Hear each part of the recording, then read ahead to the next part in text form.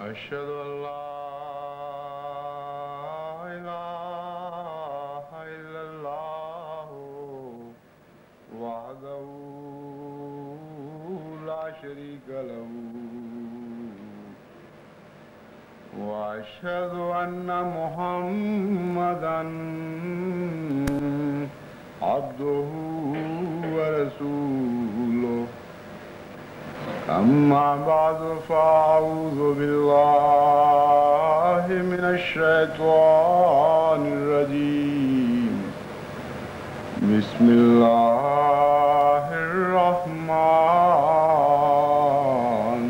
الرحيم الحمد لله رب العالمين الرحمن الرحيم مالك يوم الدين إياك نعبد وإياك نستعين اهدنا الصراط المستقيم صراط الذين أنعمت عليهم غير المغضوب عليهم ولا الضالين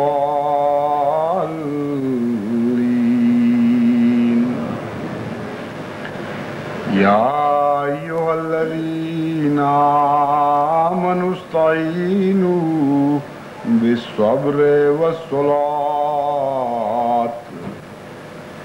إن الله مع الصابرين ولا تقولوا لمن يقتل في سبيل الله أموات بل أحياء ولكن لا تشعرون وليبلونكم بشيء من الخوف والجوع ونقص من الأموال والأنفس والثمرات وبشر الصابرين الذين إذا أصابتهم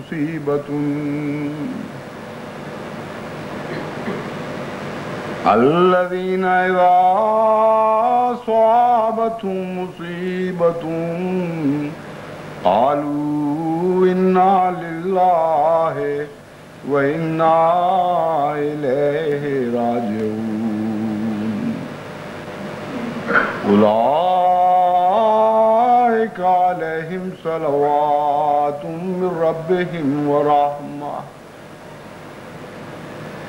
أولئك عليهم صلوات من ربهم ورحمة وأولئك هم المهتدون.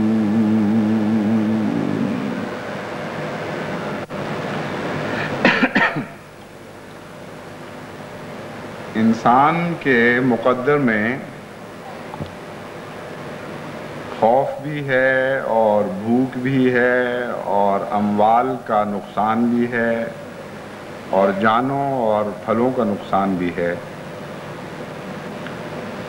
اور اس امر کا مذہب سے کوئی تعلق نہیں۔ کوئی انسان مذہبی ہو یا غیر مذہبی، خدا پر ایمان رکھنے والا ہو یا دہریہ ہو، مادہ پرست ہو یا روحانیت کا قائل ہو، اس کی زندگی میں یہ ساری چیزیں اس کے ساتھ لگی ہوئی ہیں۔ خوف طرح طرح کے انسان کو گھیرے ہوئے ہیں، لیکن ہر خوف سے بہتر وہ خوف ہے جو خدا کی خاطر انسان پر عائد کیا جائے. کوئی اور خوف اس خوف کا مقابلہ نہیں کر سکتا. ویسے تو ایسی بدقسمت مائیں بھی ہوتی ہیں جو خود اپنے بچوں کو خوف دلاتی ہیں اور اندیکھی چیزوں کا خوف دلاتی ہیں. بعض بچے بیچارے جنوں بھوتوں کے تصور میں ڈرتے ڈرتے اپنا بچپن گزارتے ہیں اور ایسا خوف زدہ دل لے کے بڑے ہوتے ہیں کہ ساری زندگی وہ خوف میں مبتلا رہتے ہیں. بعض قومیں ہیں جن کو خوف گھیرے ہوئے ہیں کئی قسم کے. بعض بادشاہتیں ہیں جن کو یہ خوف ہے کہ کسی وقت ہمارا تختہ نہ الٹ دیا جائے. بعض حکومتیں دوسری حکومتوں کا خوف کھا رہی ہیں. بعض اقتصادی نظام بعض دوسرے اقتصادی نظاموں کا خوف کھا رہے ہیں. تو خوف سے تو کوئی مبرہ نہیں. ناممکن ہے کہ انسان خوف کے بغیر زندگی گزار سکے. مگر قرآن کریم ایک ایسے خوف کا ذکر فرماتا ہے جو محض للہ ہو، انسان کا کوئی قصور نہ ہو، کوئی اس کی خواہش نہ ہو جو کسی دوسرے کی خواہش پر بد اثر ڈالنے والی ہو، کوئی اس کی حرص نہ ہو جس حرص کے نتیجے میں کسی غیر کا نقصان ہوتا ہو، کوئی علاقہ فتح کرنے کی تمنا نہ ہو، کوئی جبر اور حکومت کی تمنا اس کے دل میں نہ ہو، کوئی مراد ایسی نہ ہو جو دوسرے کی مراد سے ٹکراتی ہو، بلکہ خالصتاً وہ بنی نوع انسان کی بہبود کے لیے کوشاں ہو اور نیک ارادے رکھتا ہو.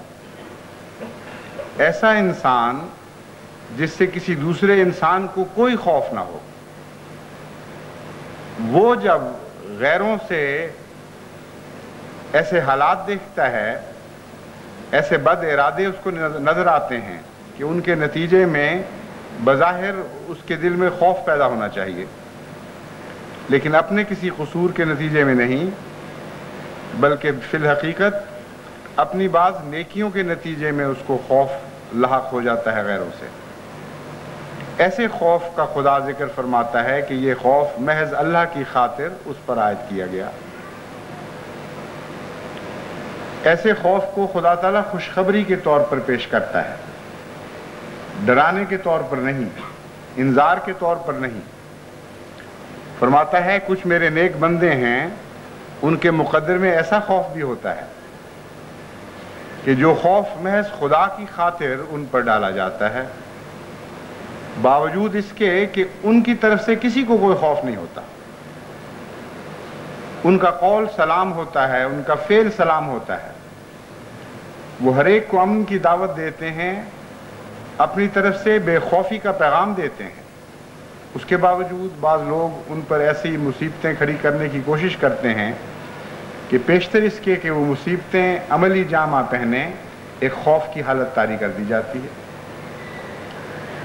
اللہ تعالیٰ فرماتا ہے ایسی صورت میں ہم تمہیں آزمائیں گے بشیء من الخوف، ایک خاص قسم کے خوف میں سے ایک حصہ تمہیں دیا جائے گا اور اس وقت تم آزمائش میں مبتلا ہوگے.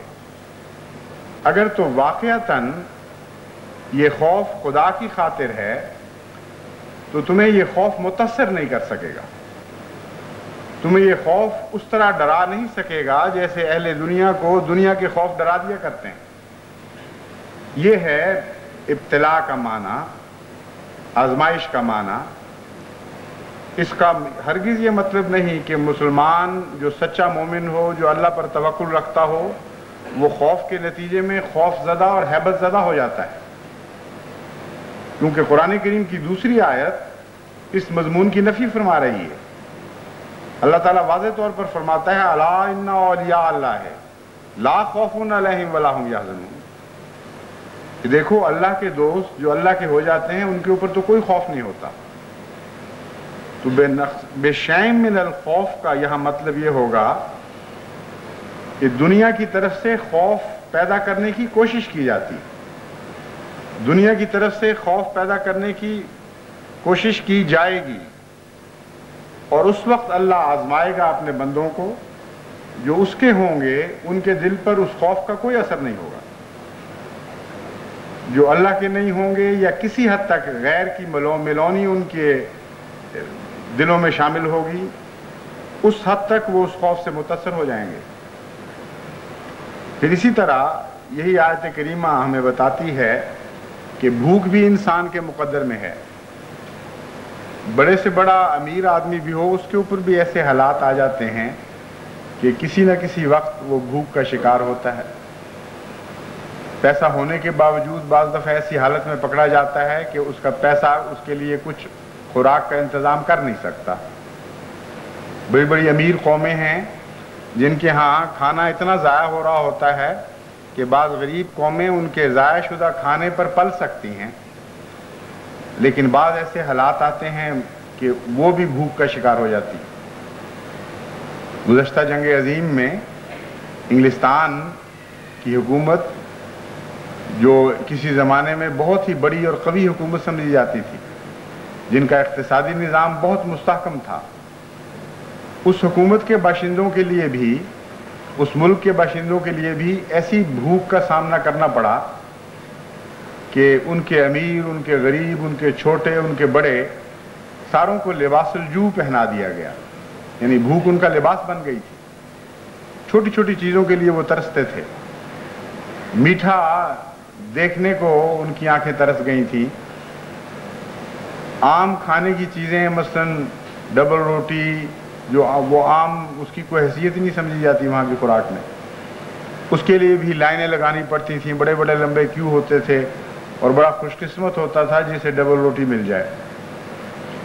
جرمنی میں ایک ایسی حالت آئی فاقے کی کہ بعض اوقات دنوں کے فاقے کرنے پڑتے تھے لوگوں کو، اور جو حالات میں نے مطالعہ کیے ہیں اس زمانے کے، حیران رہ جاتا ہے انسان کہ کتنی سخت جانی کے ساتھ، کتنی ہمت کے ساتھ ان قوموں نے ان تکلیفوں کو برداشت کیا ہے اور ان کا مقابلہ کیا ہے۔ تو جو بھی انسان کے مقدر میں ہے، اور بعض اوقات انسان ایک لمبے عرصے تک اس میں آزمایا نہیں جاتا، اس سے نہیں آزمایا جاتا۔ بعض دفعہ جب پکڑ لیتی ہے خدا کی تقدیر، تو چھوٹا ہو یا بڑا ہو، وہ سارا، ان میں سے ہر ایک انسان لازماً جو کو چکھتا ہے۔ قرآن کریم نے اس کا محاورہ استعمال فرمایا ہے، لباس الجو۔ ایسے وقت آتے ہیں کہ جب ہم قوموں کو بھوک کا لباس پہنا دیتے ہیں، یعنی ان کے لیے چارہ نہیں رہتا بھوک کے سوا، ان کا اوڑھنا بچھونا ہو جاتی ہے بھوک۔ تو دنیا میں بسنے والے دنیا کی خاطر بھی بھوک کا شکار ہو جاتے ہیں۔ اللہ تعالیٰ فرماتا ہے کہ میں اپنے بندوں کو بھی اپنی خاطر تھوڑی سی بھوک سے آزمانے والا ہوں۔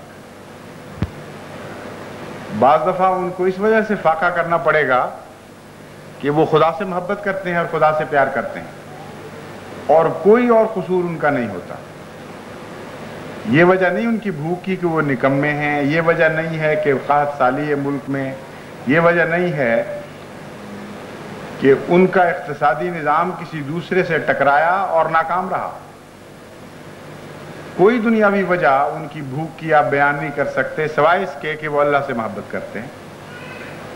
چنانچہ حضرت اقدس محمد مصطفیٰ صلی اللہ علیہ وآلہ وسلم اور آپ کے ساتھیوں کو اسی قسم کی بھوک میں آپ کی قوم نے مبتلا کیا۔ 3 سال تک شیب ابی طالب میں، جو ایک وادی تھی ابو طالب کی، وہاں ان کو قید کیا گیا اور ان کا اقتصادی بائیکاٹ کیا گیا، اور بڑے لمبے عرصے تک قبیلے پہرے دیتے رہے کہ کوئی ان کا دوست مخفی طور پر بھی ان کو کھانے کی چیز نہ پہنچا سکے۔ چنانچہ بہت سے صحابہ ان تکلیفوں کی وجہ سے جاں بحق ہو گئے۔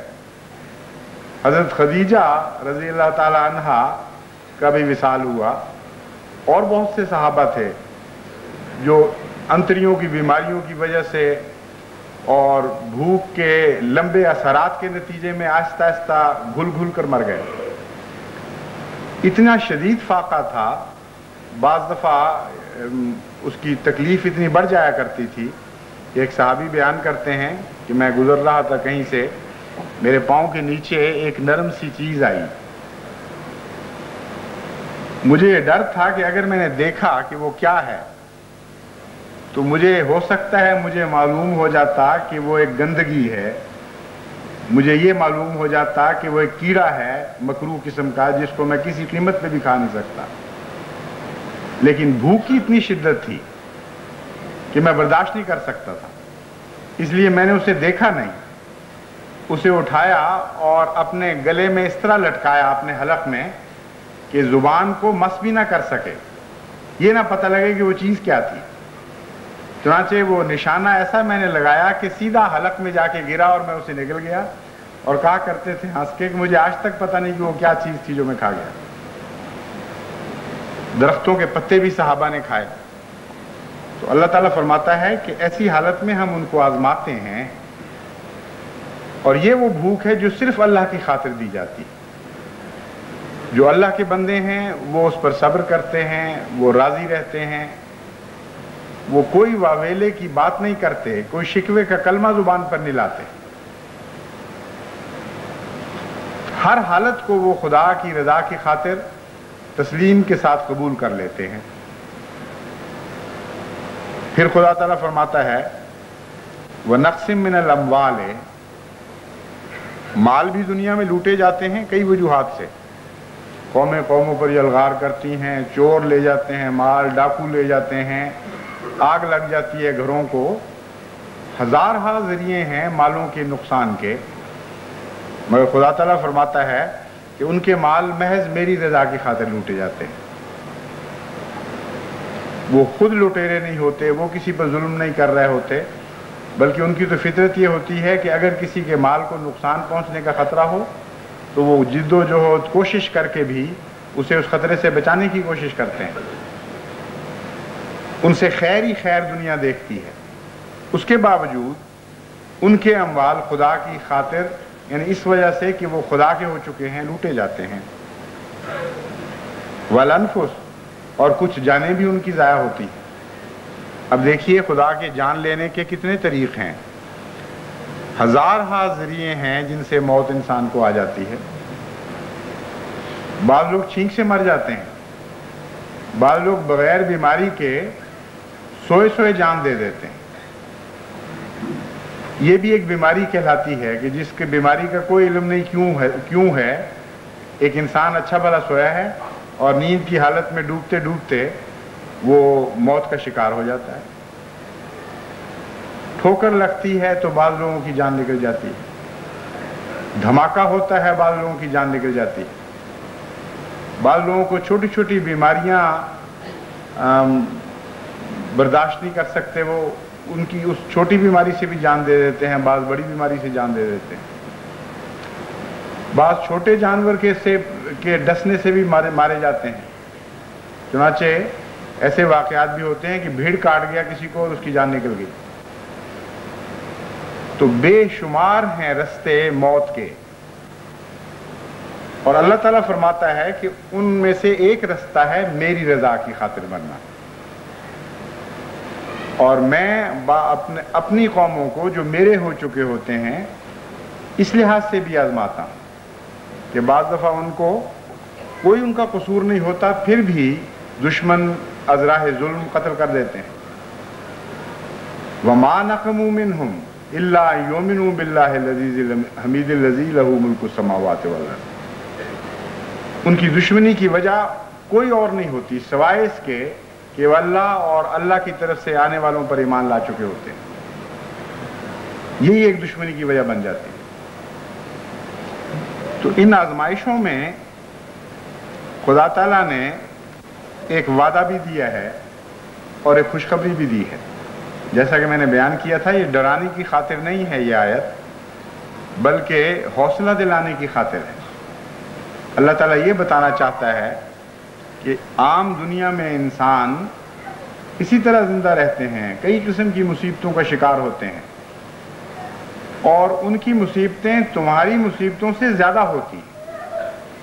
چنانچہ بے شین کے لفظ نے واضح فرما دیا کہ مذہبی قوموں کے مقابل پر غیر مذہبی قوموں کی مصیبتیں اور مشکلات بہت زیادہ ہوتی ہیں، لیکن ان کا والی کوئی نہیں ہوتا، ان کا متولی کوئی نہیں ہوتا۔ مذہبی قوموں کا خدا والی ہوتا ہے اور ان کا ولی بن جاتا ہے، اس لیے ان کو غیر مذہبی قوموں کے مقابل پر ہمیشہ کم نقصان پہنچتا ہے، لیکن جو بھی نقصان پہنچتا ہے چونکہ رضائے باری تعالیٰ کی خاطر وہ برداشت کرتے ہیں اور اللہ کے نام پر ان کو نقصان پہنچایا جاتا ہے، اس لیے اس نقصان کا بھی خدا کفیل ہو جایا کرتا ہے اور متوکل ہو جاتے ہیں، خدا ان کا وکیل بن جایا کرتا ہے اور ذمہ دار ہو جاتا ہے ان نقصانات کو پورا کرنے کا۔ یہ خوشخبری دی گئی ہے، چنانچہ آخر پر نتیجہ نکالا وَبَشَّرِ الصَّابِرِينَ۔ عجیب کلام ہے یہ کہ ایک طرف ڈرانے کی باتیں ہو رہی ہیں، مسلسل مضمون یہ بتا رہا ہے کہ ہم تمہیں خبر دیتے ہیں کہ تمہارے ساتھ کچھ ہونے والا ہے، خوف کے حالات آنے والے ہیں، بھوک کے حالات آنے والے ہیں، خطرات تمہارے سر پر منڈلائیں گے، تمہارے بے وجہ بغیر اس کے کہ تم نے کسی کا قصور کیا ہو مال لوٹے جائیں گے، بے وجہ تمہاری جانیں تلف کی جائیں گی۔ یہ سارا مضمون تو خوف کا مضمون ہے اور ڈرایا جا رہا ہے، لیکن نتیجہ دیکھیں یہ آیت کیا نکالتی ہے، وَبَشِّرِ الصَّابِرِينَ، کہ ہم ڈرانے کی خاطر تمہیں نہیں کہہ رہے، یہ خوشخبریاں دے رہے ہیں تمہیں، کیونکہ وہ مومن جس کا مال خدا کی خاطر لوٹا جاتا ہے اللہ اس کے مال میں بہت زیادہ برکت دیتا ہے، لیکن وہ دنیا دار جس کا دنیا میں مال لوٹا جاتا ہے اس کا کوئی ضامن نہیں ہے۔ وہ مومن جس کی جان خدا کی راہ میں تلف کی جاتی ہے اللہ اس کی جانوں میں برکت دیتا ہے، اور وہ جان دینے والا جو ہیضے سے مر جاتا ہے یا ایکسیڈنٹ سے مر جاتا ہے یا بھیڑ کاٹنے سے مر جاتا ہے یا سوتے سوتے جان دے دیتا ہے، اس کے لیے کوئی ضمانت نہیں، وہ ایک قانون قدرت کا شکار ہے۔ تو ساتھ بے شین کہہ کر یہ بھی فرما دیا کہ یہ آزمائشیں دنیا والوں کی آزمائشوں سے بہت کم ہیں، یہ بھی تمہارے لیے خوشخبری ہے، اور ان آزمائشوں میں اگر تم ثابت قدم رہو گے تو تمہارے لیے بے انتہا اجر ہے، جبکہ دنیا والوں کے لیے کوئی اجر نہیں۔ اس لیے بشر الصابرین فرمایا، لیکن صابرین میں ایک ایسی مومن کی خاصیت بیان کر دی کہ جس کے ساتھ بشارت کو وابستہ فرما دیا ہے، یعنی ہر مومن جو ان مصائب میں سے گزرے گا، ان تکالیف کو برداشت کرے گا، اس کے لیے بشارت نہیں دی، بشر المومنین نہیں فرمایا، فرمایا بشر الصابرین، ان لوگوں کے لیے بشارت ہے جو صبر کرتے ہیں۔ صبر کا کیا معنی ہے؟ ایک معنی تو عام ہے دنیا میں، یعنی جب کوئی تکلیف پہنچے تو واویلا نہ کرے،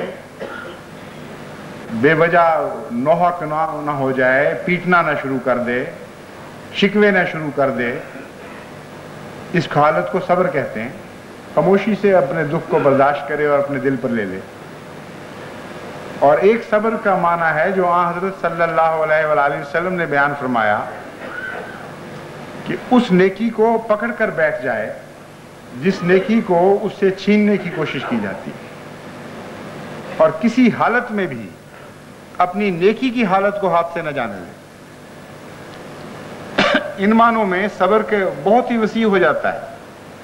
مراد یہ ہے کہ خدا کی خاطر جب تم دنیا میں ایک جہاد شروع کرتے ہو جس کے ساتھ دنیا کی بقا وابستہ ہوتی ہے، جس کے ساتھ دنیا کا امن وابستہ ہوتا ہے، تو اس کے مقابل پر دنیا تم سے ایک مجادلہ شروع کر دیتی اور ناحق تم پر مظالم شروع کر دیتی اور کوشش کرتی ہے کہ تمہارے پاؤں کو کھیڑ دے اور تم ان مقاصد سے پیچھے ہٹ جاؤ جن مقاصد کی خاطر تم دنیا میں ایک عظیم الشان الہی جہاد کا آغاز کر چکے ہوتے ہو۔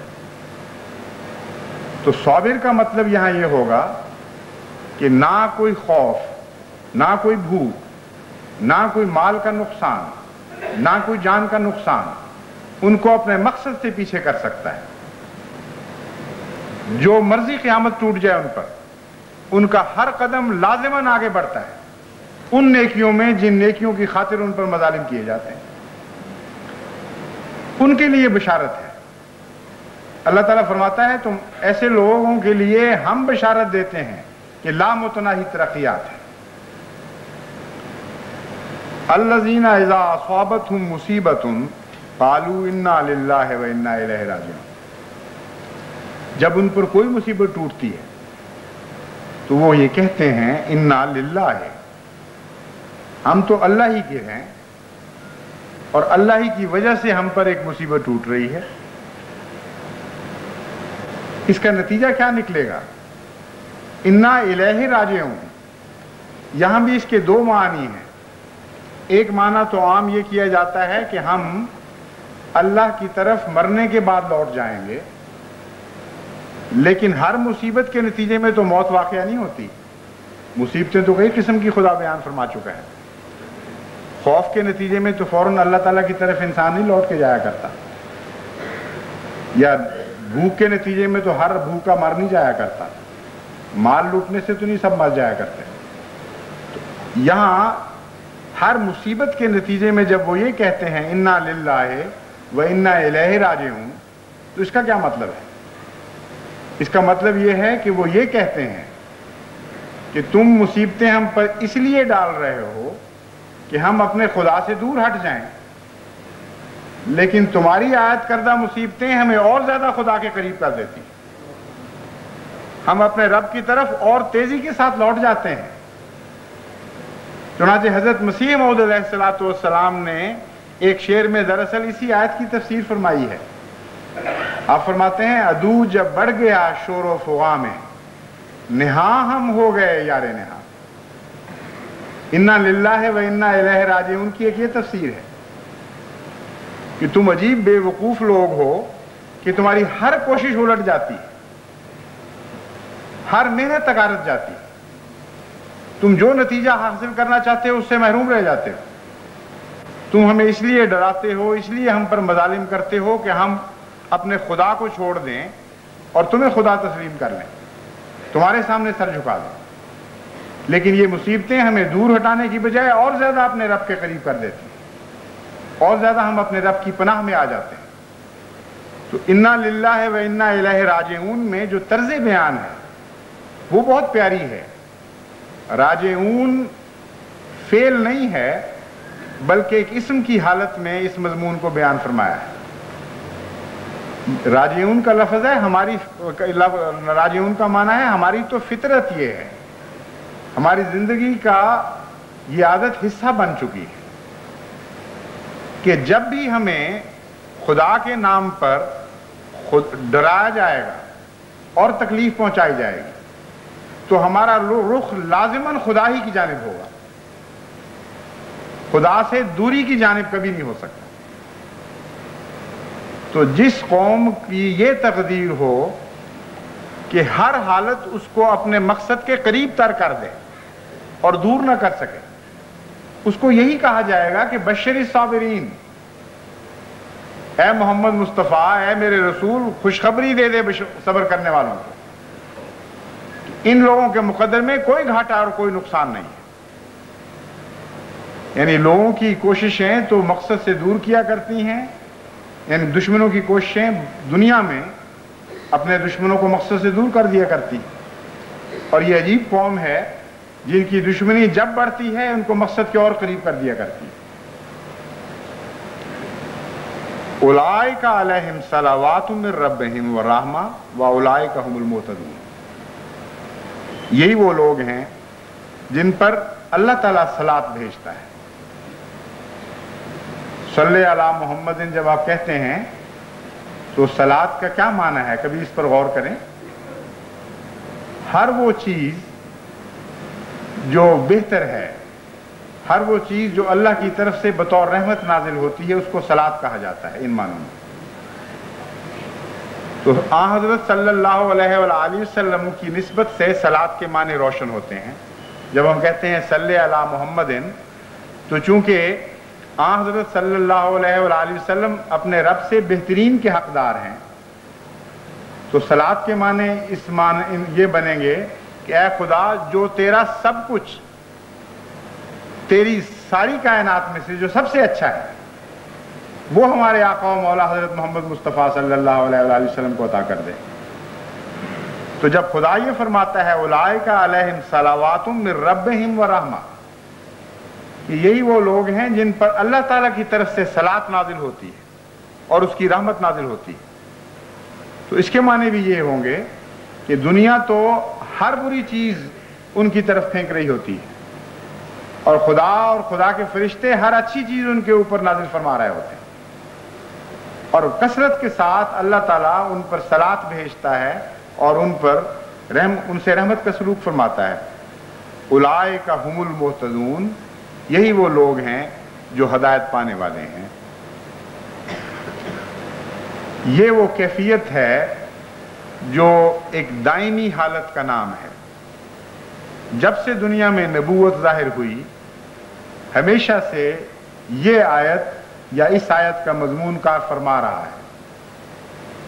ایک دن بھی ایسا نہیں آیا کہ اللہ کے نام پر کسی نے کوئی آواز بلند کی ہو اور مخالفوں نے ان کے ساتھ وہ سلوک نہ کیا ہو جن کا اس آیت میں ذکر ہے، اور ایک دن بھی ایسا نہیں آیا کہ جب مخالف اپنے اس سلوک کے نتیجے میں کامیاب ہو گئے۔ ایک دن بھی ایسا نہیں آیا جبکہ وہ لوگ جن کو خدا کی خاطر ظلموں کا نشانہ بنایا جاتا ہے وہ ناکام ہو گئے۔ ان کے مقدر میں ہمیشہ کامیابی ہوتی ہے،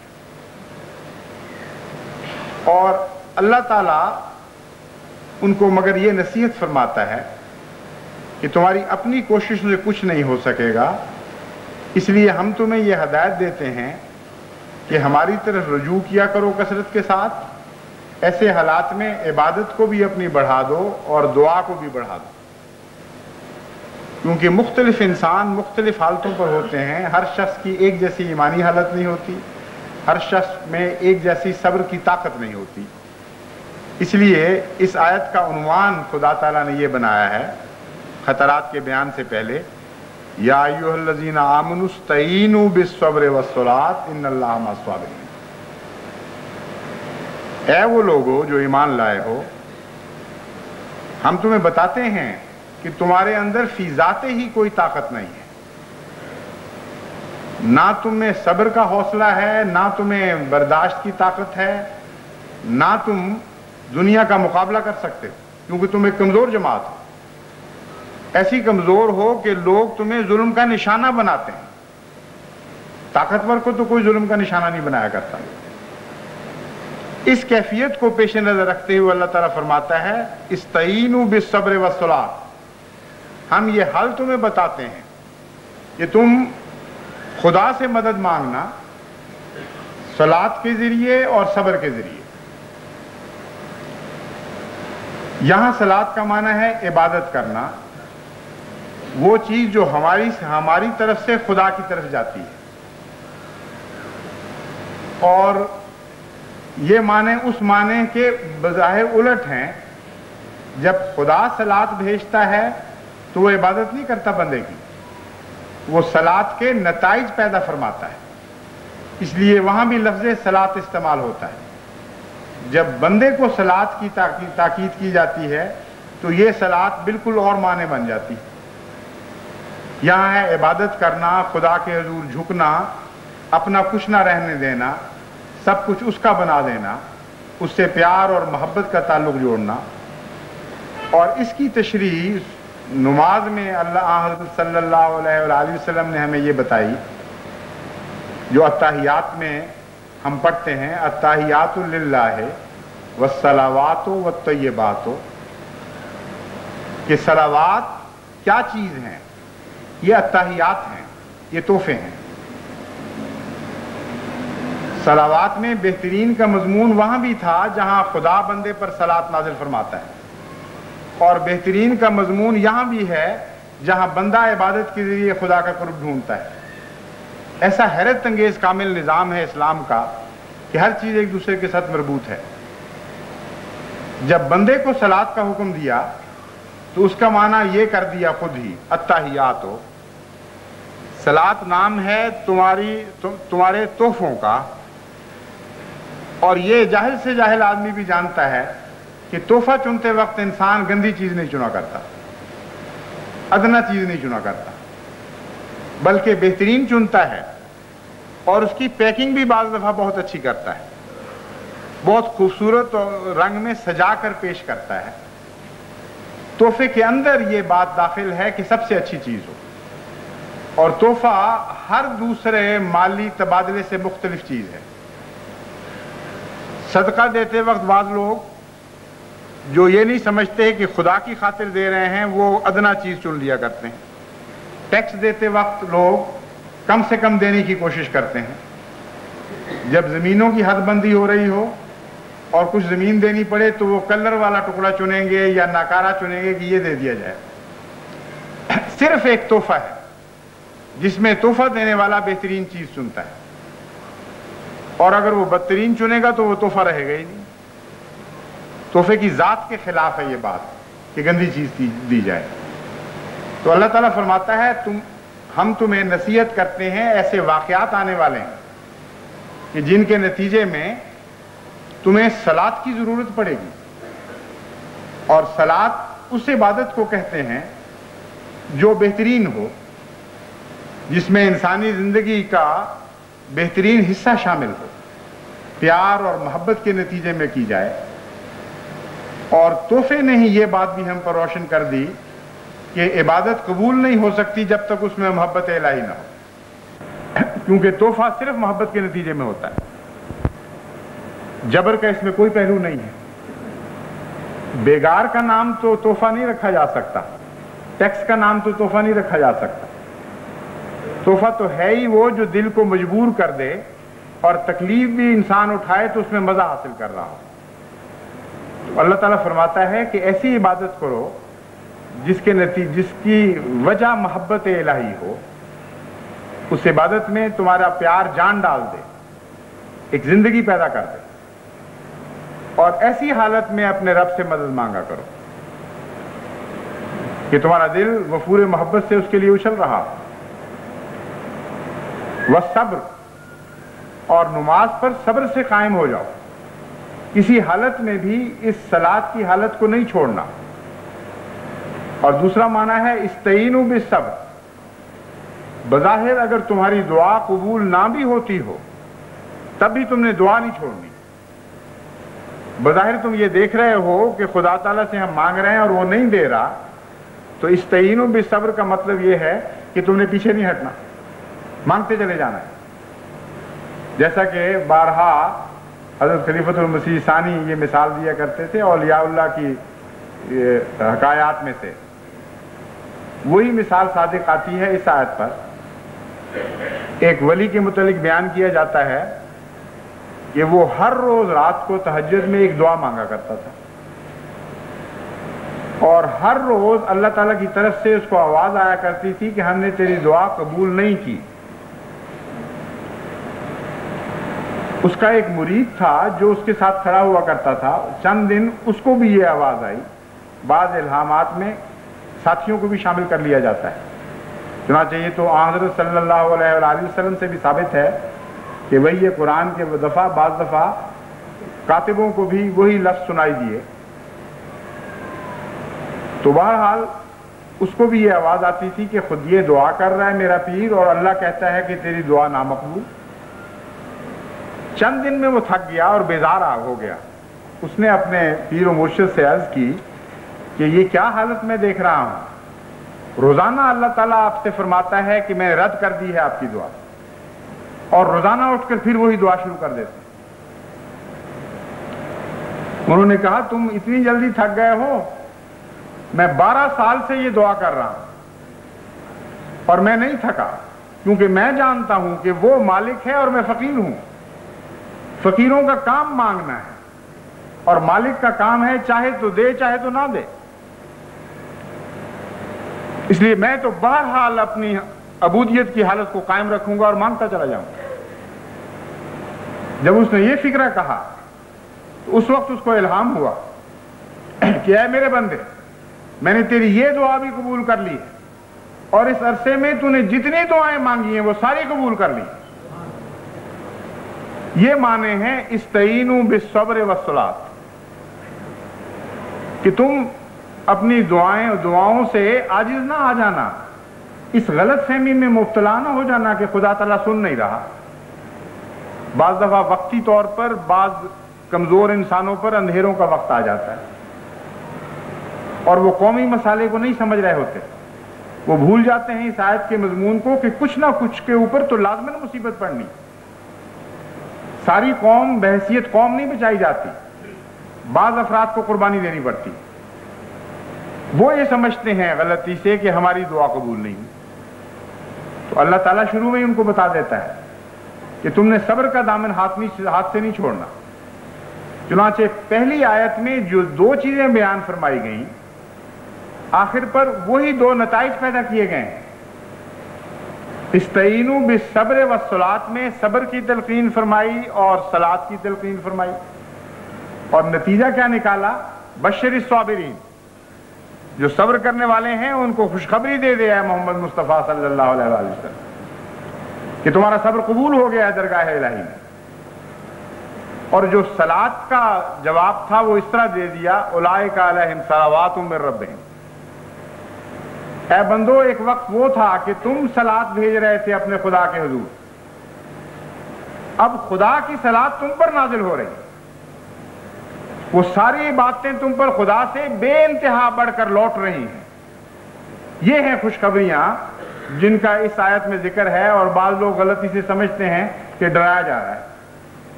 اس میں ڈرانے کی کون سی بات ہے؟ اس میں تو خوشخبریوں، کامیابیوں اور عظیم کامیابیوں کی بشارتیں دی گئی ہیں.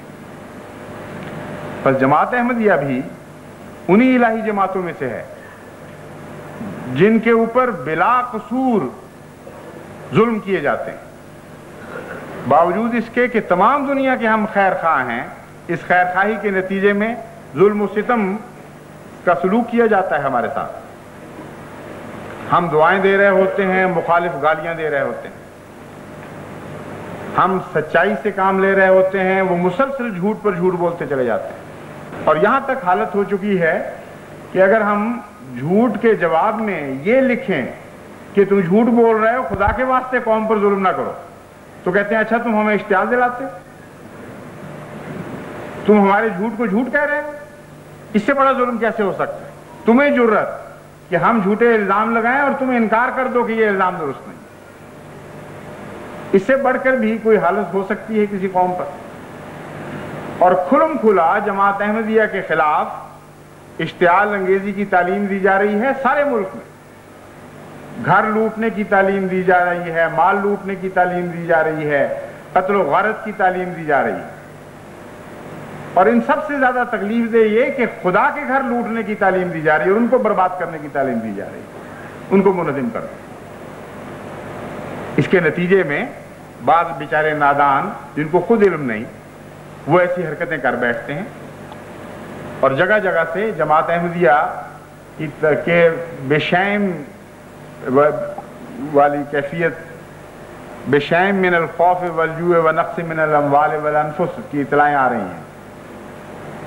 ابھی پچھلے دنوں کچھ عرصہ پہلے سندھ میں ہمارے ایک بہت ہی ہر دل عزیز استاد جو سارے علاقے میں بڑے ہی محبوب تھے، عبدالحکیم ابڑو، وہ نہایت ظالمانہ طور پر شہید کیے گئے تھے. اور پرسوں یہ اطلاع آئی ہے کہ مہراب پور کے پریزیڈنٹ چودھری عبدالحمید صاحب کو بھی نہایت ظالمانہ طریق پہ شہید کر دیا گیا ہے. اور وہ ایسے معصوم انسان، ایسے نیک دل اور بھلائی کرنے والے تھے کہ قاتل کو غیر احمدیوں نے پکڑا ہے اور انہوں نے پولیس کے سپرد کیا ہے. اور سارے شہر میں ایک نہایت ہی دکھ کی لہر دوڑ گئی ہے کہ ایک ایسے معصوم انسان کو کیوں چھرا گھونپ دیا گیا. لیکن چونکہ علماء یہ کہہ رہے ہیں اور بعض جاہل عوام یہ سمجھتے ہیں کہ سب سے آسان سرٹیفکیٹ جنت کا یہ ہے کہ کسی اور کو مار دیا جائے، قتل کر دیا جائے، اس لیے چونکہ باقی نیکیوں کی توفیق نہیں ملتی یہ آسان نیکی کر دیتے ہیں. لیکن ایک بات میں آپ کو بتا دیتا ہوں کہ قرآن کریم ہمیں یہ بتا رہا ہے کہ شہید کرنے والے کبھی نہیں جیتے، ہمیشہ شہید ہونے والے جیتا کرتے ہیں. مال لوٹنے والوں کے اموال میں کبھی برکت نہیں پڑی، ان کے اموال میں برکت پڑتی ہے جن کے خدا کی وجہ سے مال لوٹے جاتے ہیں. پھل برباد کرنے والوں کے اپنے پھل مصائب کا شکار ہو جاتے ہیں اور وہ اپنی محنتوں کے پھلوں سے محروم کر دیے جایا کرتے ہیں. اور خدا کی وجہ سے جن کے پھل برباد کیے جاتے ہیں اللہ تعالیٰ ان کے پھلوں میں برکت دیتا ہے.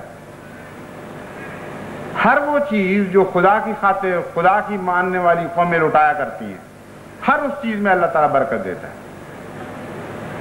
بس جہاں تک ہمارا تعلق ہے، ہمیں تو اپنے مقصد سے کوئی چیز ہٹا نہیں سکتی۔ ہر دکھ ہمیں خدا سے اور زیادہ قریب کر دے گا۔ چنانچہ میں جانتا ہوں کہ ہر شہادت کے بعد خوف کے خط نہیں آتے، بلکہ یہ خط آتے ہیں منتیں لیے ہوئے کہ خدا کے لیے ہمارے لیے دعا کریں کہ اللہ ہمیں بھی شہادت کی توفیق عطا فرمائے۔ جس قوم کی یہ حالت ہو، اس قوم کو کون شکست دے سکتا ہے؟ کوئی سوال پیدا نہیں ہوتا۔ قرآن کریم فرماتا ہے لِيَهْلِكَ مَنْ هَلَكَ عَنْ بَيِّنَةٍ وَيَحْيَىٰ مَنْ حَيَّ عَنْ بَيِّنَةٍ، کہ دیکھو اس مقابلے میں تو بینہ ہی جیتے گی۔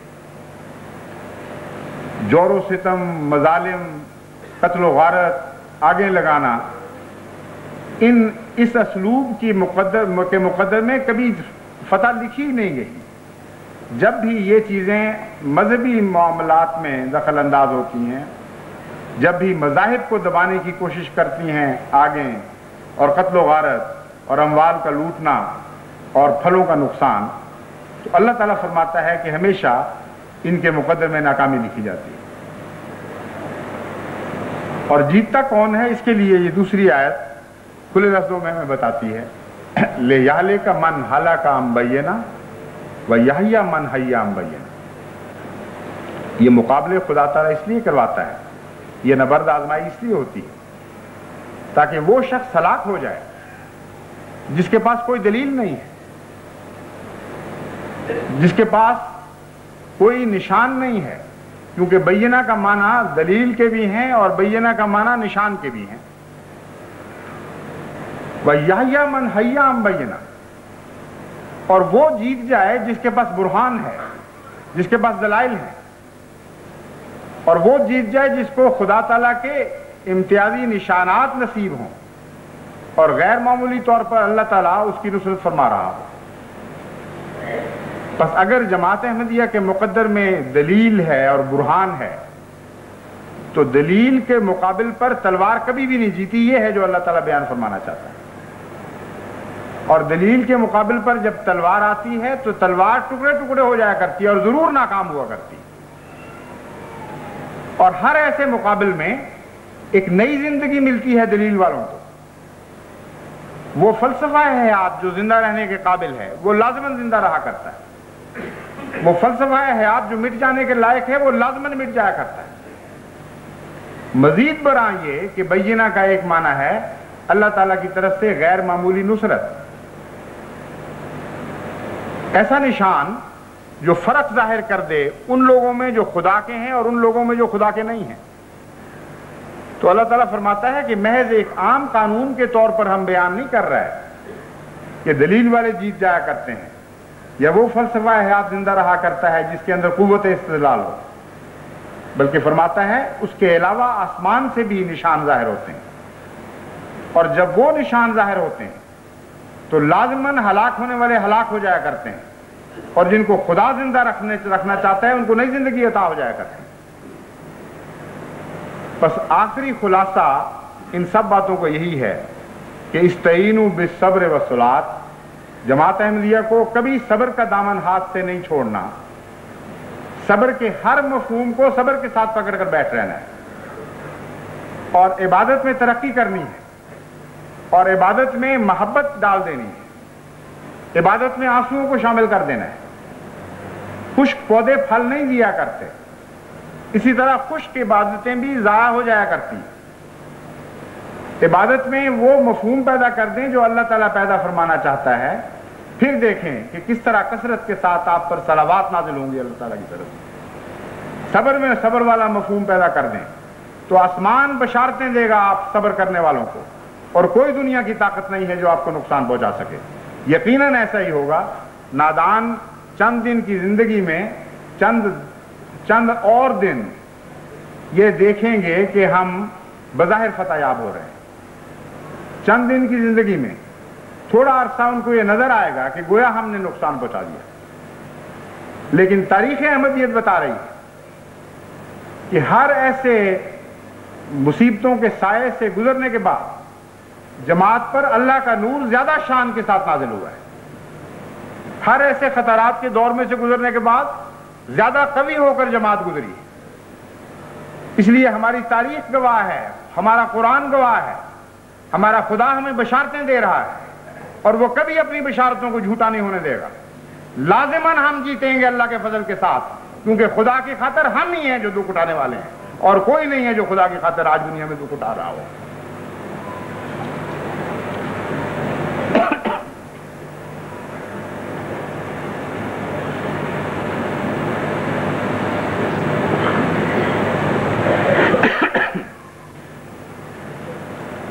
الحمدللہ نحمدہ ونستعینہ ونستغفرہ ونؤمن بہ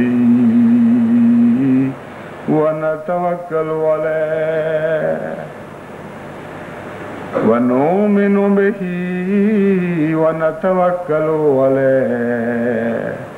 ونعوذ باللہ من شرور انفسنا ومن سیئات اعمالنا من یہد اللہ فلا مضل له ومن یضللہ فلا ہادی له ونشهد ان لا الہ الا اللہ وحدہ لا شریک له ونشهد ان محمدا عبده ورسوله. ابھی جمعہ کی نماز کے بعد عبدالحمید شہید کی نماز جنازہ غائبانہ ہوگی، اور اس میں ان کے لیے جو دعا ہے مغفرت کی، جو بھی مسنون دعائیں ہیں وہ تو ہم کریں گے. اس کے علاوہ ان کے جو بھائی احمدی نہیں ہیں ان کے لیے بھی دعا کی جائے، کیونکہ خدا تعالیٰ کا وعدہ ہے جب ایک لیتا ہے تو زیادہ دے دیتا ہے، اور اس رنگ میں ان کا خاندان زیادہ مستحق ہے اس انعام کا، کیونکہ بڑی قربانی کر کے اپنے خاندان میں سے الگ ہو کر آئے تھے. اس لیے جو بھائی یا جو رشتہ دار ابھی تک احمدیت کا فیض نہیں پا سکے، یہ بھی دعا کریں کہ اللہ تعالیٰ ان کو توفیق عطا فرمائے اور ایک کی بجائے 10 نہیں بلکہ سینکڑوں اور ہمیں نصیب ہو. یہ جو نماز جنازہ ہے اس میں یہ بات یاد رکھیں، صرف مرنے والوں کے لیے دعا نہیں کی جاتی بلکہ زندوں کے لیے پہلے دعا بتائی گئی ہے. اللہم اغفر لحینا و میتنا، اس میں زندوں کے لیے پہلے دعا مانگی گئی ہے. اس لیے اگر کسی کے دماغ میں یہ غلط فہمی ہو یہ تو مرنے والوں کے لیے دعا کی جاتی ہے، ہم زندوں کے لیے کیوں کریں، تو میں یہ غلط فہمی دور کر دیتا ہوں. حضرت صلی اللہ علیہ وآلہ وسلم نے جو طریق سکھایا ہے نماز جنازہ کا، اس میں زندوں کو پہلے پیش نظر رکھا جاتا ہے اور پھر مرنے والے کے لیے دعا کی جاتی ہے. بہرحال اب نماز جنازہ غائب ہوگی، اس میں مرحوم کے لیے بھی دعا کریں اور ان کے رشتہ داروں کے لیے بھی، اور اس قوم کے لیے بھی جس سے یہ تعلق رکھتے تھے، کہ اللہ تعالیٰ بکثرت ان میں احمدیت کو پھیلا دے. عباد اللہ رحمکم اللہ، ان اللہ یامر بالعدل والاحسان وایتاء ذی القربى وینہی عن الفحشاء والمنکر والبغی یعظکم لعلکم تذکرون. اذکروا اللہ یذکرکم وادعوہ یستجب لکم ولذکر اللہ اکبر.